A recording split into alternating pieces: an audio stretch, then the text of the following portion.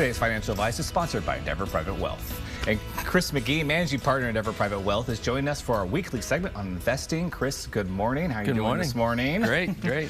All right, Chris. So I know that inflation is, coming down, and that it's considerably lower than it was a year or a year and a half ago when it reached 9% on an annualized basis. That's good news for consumers. However, a lot of people are still finding it challenging to stay within their budgets, as it seems everything is still a lot more expensive. Any words of wisdom you can share on that topic?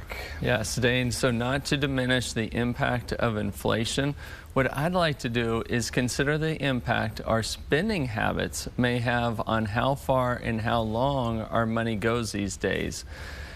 When you go out to dinner or you go shopping at a store, I mean, if people really do that anymore, or if you're shopping online, how do you pay? With cash or credit? I'm usually with credit card. I'm a credit card guy. Sure, and I do too. But how does that make you feel?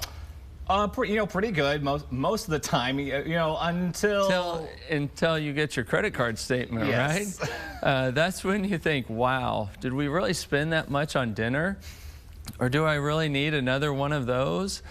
And then it's time to pay the piper. And if you don't pay them in full, watch out for those finance charges. So are you saying that using credit is bad? Not necessarily.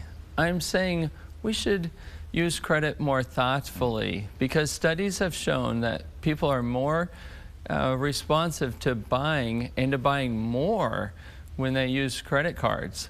You're, say, out for dinner at a restaurant. Let's order more appetizers. Or you're shopping for slacks and you buy one more belt that you don't really even need. Oh, then they say that movie's great, but it's only streaming on a service that I don't have. So I'll just add another one to my list. It's just $9.99. These types of buying decisions can seem harmless at the time, but they really do add up fast in placing stress on our budgets and more prudent use of our money. And you're right. I'm often surprised when I get my statement and it shows that I spent a lot more than I thought I did. Correct, yes. Duke University professor Dan Arley, an expert in psychology and behavioral economics, refers to it as the evil genius of credit cards. They separate the time in which we buy or consume from the time we actually have to pay the bill. And it doesn't feel the same. It may not hurt as much at the point of purchase as it does when it comes time to shell out those greenbacks from our wallet. And when the statement arrives, all those charges are rolled up into a single balance due for groceries and gas, clothing, entertainment, everything. So we don't usually ask ourselves if we overpaid for any single item. And what about the loyalty programs and the points that can be used to purchase, travel or merchandise, or even the cashback incentives that some credit cards offer? Incentives, or do they simply provide justification for spending more to qualify sooner for special perks that most people will never use?